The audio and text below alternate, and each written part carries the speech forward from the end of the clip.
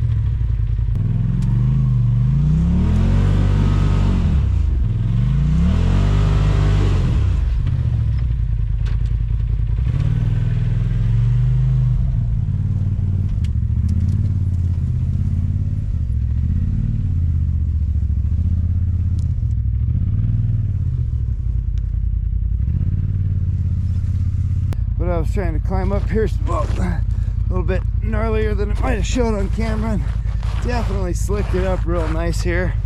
Yeah, pretty tall lip here that I was bumping up against. Yeah, the 35s were wanting to get up there. Started to bump this line a little bit, which is, yeah, it's up there. I think it's doable. If there's a little bit more snow stuck to this ice waterfall. And some of you have watched our other videos. I've tried to climb up here when there was more rocks exposed and less ice. It's a little smoother now, but less traction.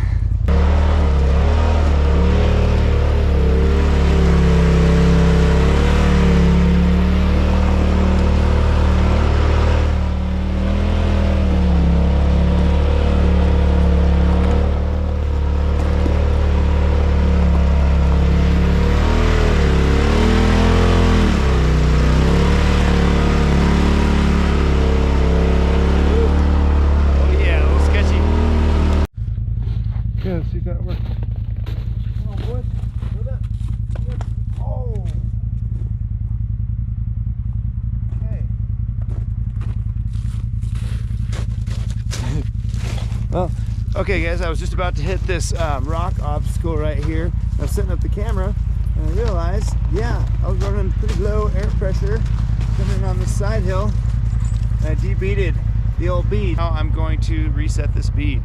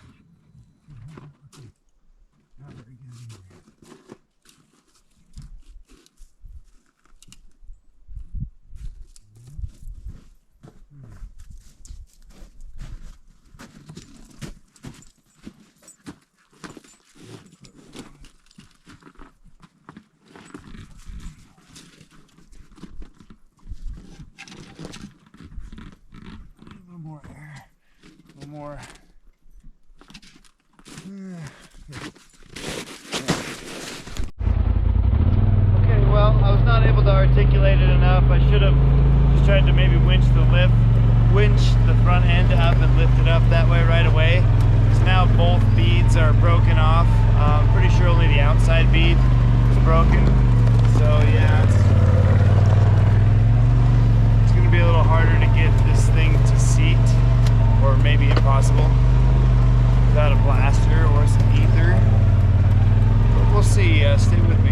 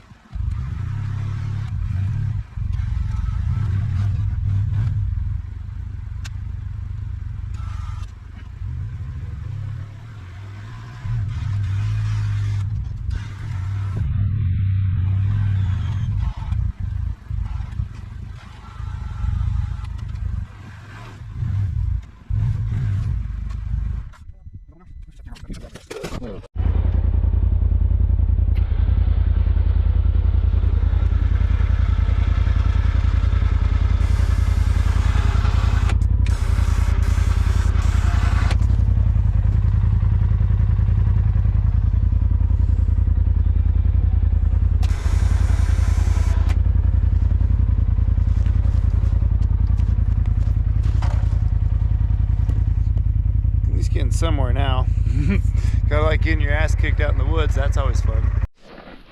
All right, it looks like I might have impacted something that kind of rubbed her off of there. That makes sense. My biggest concern is that I didn't damage the tire. The wheel looks okay.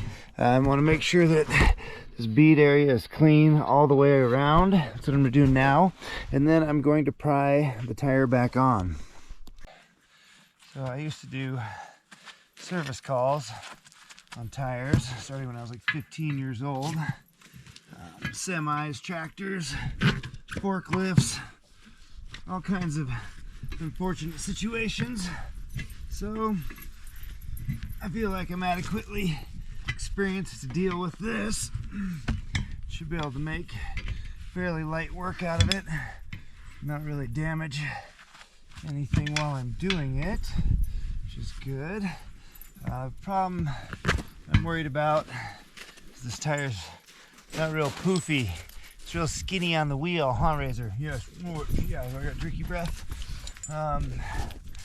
Okay, there's a small possibility we'll get her to poof out of there. I'm gonna get a core tool. Remove the valve core.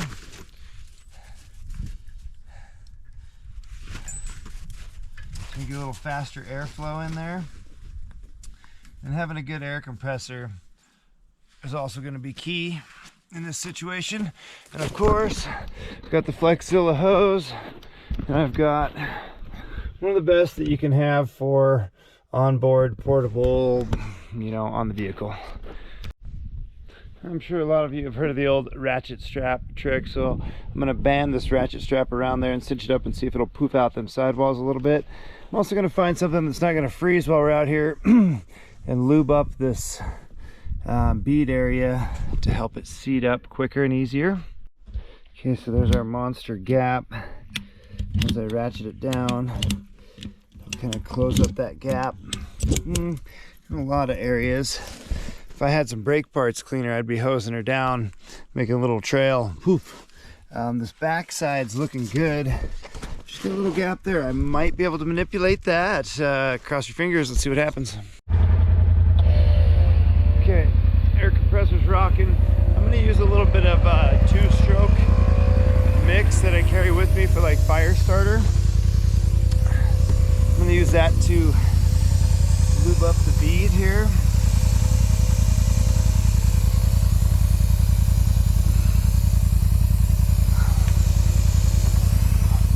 Dipping my finger right in there. Basically just gasoline and oil.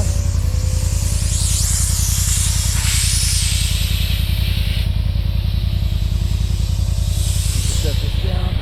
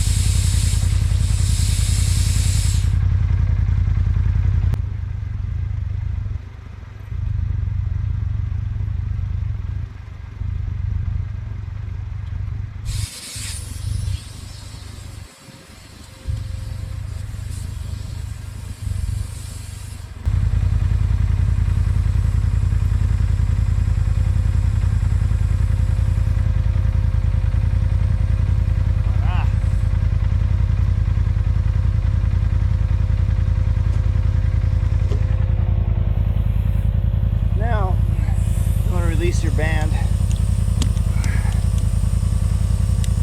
It'll get tight in a hurry. The sucker's seating up. Oop, there it went.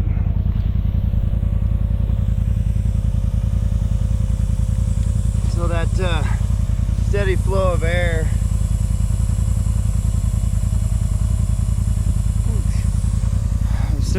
good air compressor that's going to be able to keep up while you're screwing around. That's very important. And then just kind of holding your teeth just right, getting that bead set, and we're up and running. I'm going to squirt some air into these other ones. Pretty sure I was only running about 1.5 pounds, folks.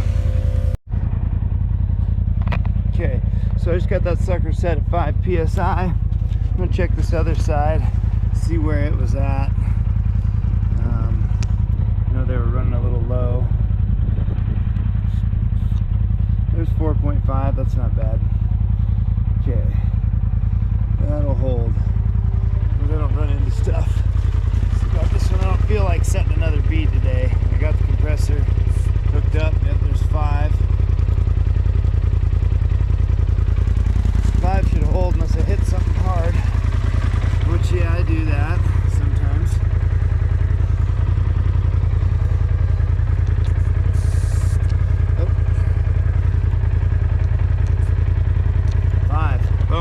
Okay, we're set all the way around, folks. Moving on. Let's get back to our rock obstacle.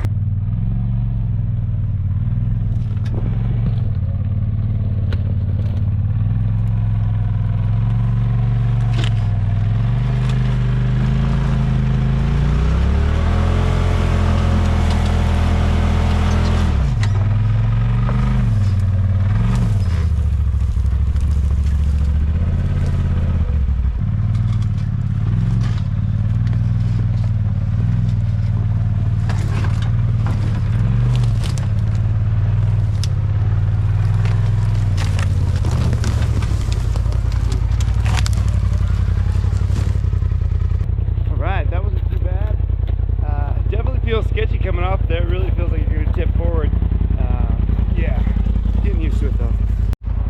Okay, I was just coming along some of my tracks from last weekend when I was in my X3 72 inches wide, and I just wanted to kind of compare. And the lighting's in the wrong direction here, but you can see these are old crusty old tracks right here, and pretty much lined up with the outside of that track right there. Got some space on the inside, quite a bit of space on the inside. I'm definitely blowing out the outer width of this track. If you measure the 72 inch wide X3, it really only measures like 69 outside to outside. This one really measures about 74 outside to outside. And when I get the new Maverick R, boom, there we go, even wider. All right, dogs and I just had a little bit of lunch. You can see this old trail here. It's like an old mining access trail that, with the burnt, everything kind of gets dropped down on the trail. That's where I like to go through and kind of clear it up. Definitely, if you like this type of stuff, hit that subscribe and like, and stay with me. We'll catch you on the next one.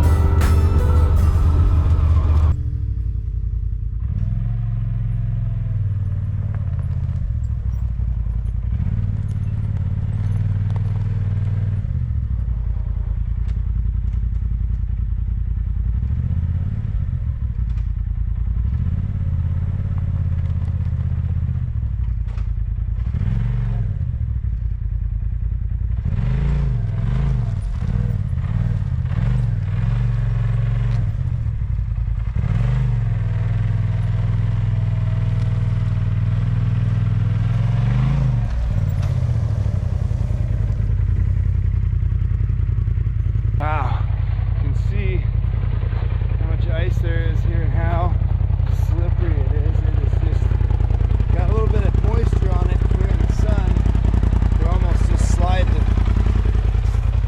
side by side if I wasn't planning on a little bit of snow here. Yeah.